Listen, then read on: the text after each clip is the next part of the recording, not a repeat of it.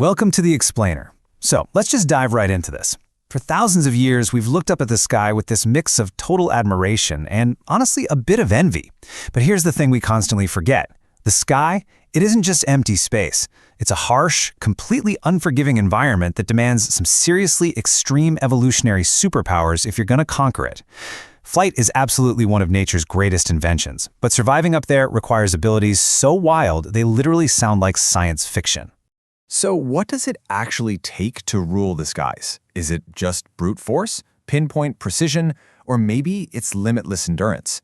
As we go through today's explainer, I want you to keep this one central question in the back of your mind. Because by the end of our journey today, we're going to reveal a creature that travels farther than a human could walk in an entire lifetime.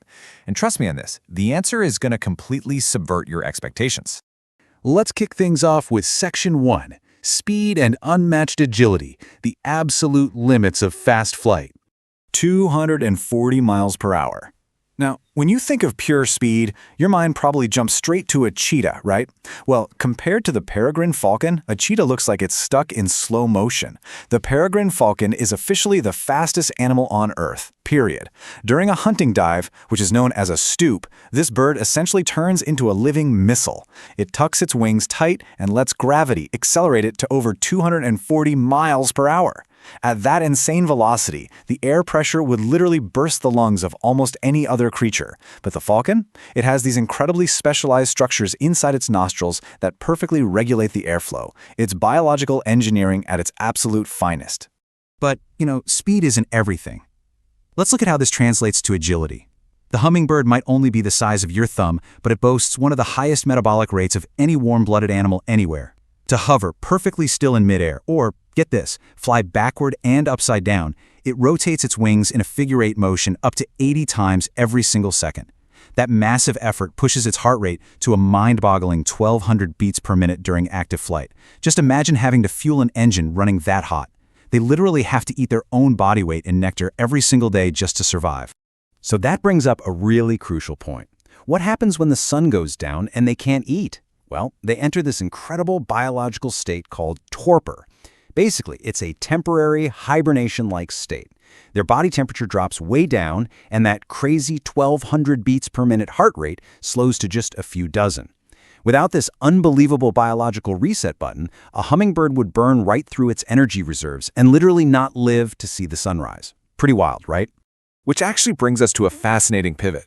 If hummingbirds have to practically shut down every night just to survive a few hours without eating, how do you survive a flight if you can never land at all? That brings us to Section 2, Champions of Oceanic Endurance, the Masters of the Wind. If you want to fly forever, well, you're going to need to stop flapping. Enter the wandering albatross. These giants have a massive wingspan stretching nearly 12 feet.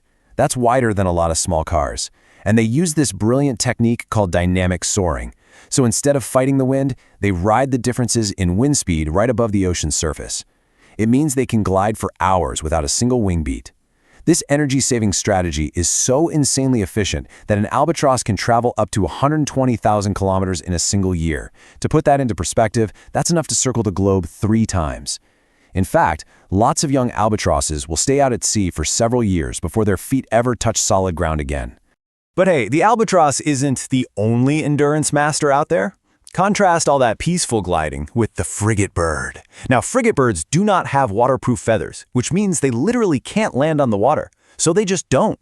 They can stay airborne for 2 straight months, just skimming the water to drink and even sleeping in these tiny microbursts while flying. But what's really fascinating is how they get their meals, using a strategy called kleptoparasitism. The frigate bird is a literal pirate of the skies. To save energy, they will relentlessly chase down other seabirds in midair until the exhausted bird drops its freshly caught fish. Then the frigate bird just swoops down and snatches it before it even hits the water. Ruthless? For sure. But you have to admit, it's incredibly efficient. Moving on to Section 3, Apex Predators of the Sky, Raw Strength and Power.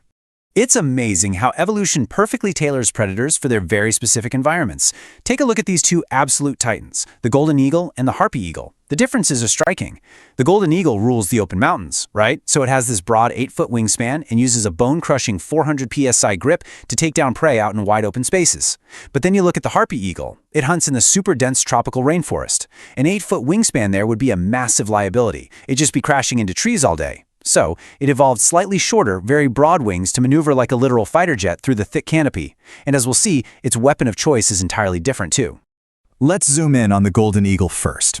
If you're going to hunt in wide open spaces, you need unparalleled vision.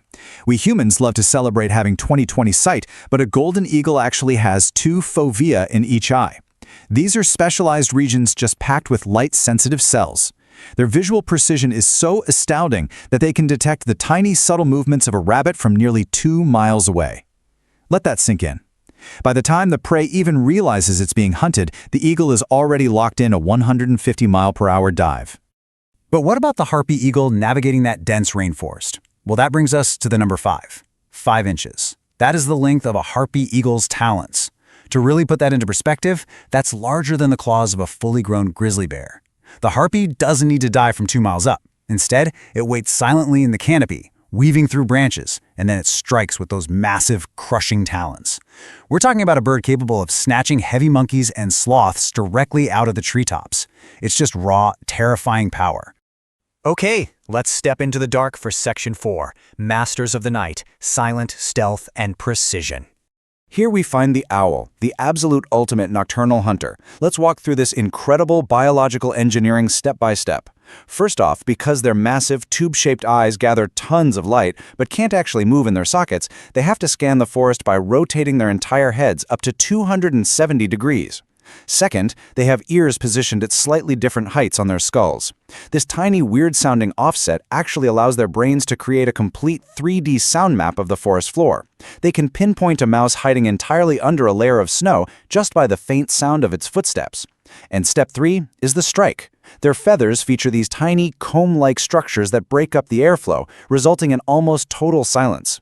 They really are nature's stealth bombers. Which leads us to our final chapter, Section 5, Extreme Flights and Migrations, Pushing the Boundaries of Travel. Let's talk about peak efficiency. Just look at this number, 1%. The Andean condor is one of the largest flying birds on the planet, weighing over 30 pounds with a massive 10-foot wingspan. It lives in the pretty brutal environment of the Andes Mountains, acting as nature's cleanup crew by scavenging. But finding food across vast, freezing mountain ranges takes a ton of energy. So how on earth do they do it? Well, they ride rising columns of warm air called thermals. In fact, scientists have found that the Andean condor spends less than 1% of its flight time actually flapping its wings. It simply glides, letting the mountain winds do all the heavy lifting. But now we arrive at the real climax of this explainer, the answer to the question we asked at the very beginning of the show, 43,000 knots. That number doesn't belong to a giant eagle or an albatross, it belongs to the Arctic Tern, a bird that weighs just 100 grams.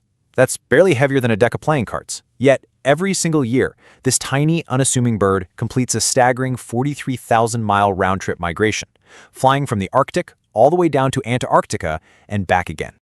To really wrap your head around that distance, if a human tried to walk it, it would take decades. But an Arctic tern does this every single year of its 30-year lifespan. By perfectly riding global wind currents, it travels an estimated 2 million kilometers in its lifetime. That's the equivalent of flying to the moon and back 3 times. And because they migrate between the poles, they essentially live through 2 summers every single year. They experience more daylight and travel further than literally any other living animal on Earth. It absolutely redefines what we consider endurance. Now, we do have to ground these awe-inspiring facts in reality for a minute. As modern threats show us, the skies are becoming increasingly perilous. In the past, pesticides like DDT nearly wiped out the peregrine falcon entirely by thinning their eggshells, though thankfully conservationists achieved a massive victory by getting it banned and bringing them back. Today, though, albatrosses are accidentally feeding floating plastics to their chicks, harpy eagles are losing their dense rainforest to deforestation, and climate change is shifting ocean temperatures, which makes the Arctic tern's incredible migration even harder to pull off. These aren't just fun trivia facts. We're talking about fragile ecosystems that really depend on global conservation efforts to survive. Which brings us right to our conclusion.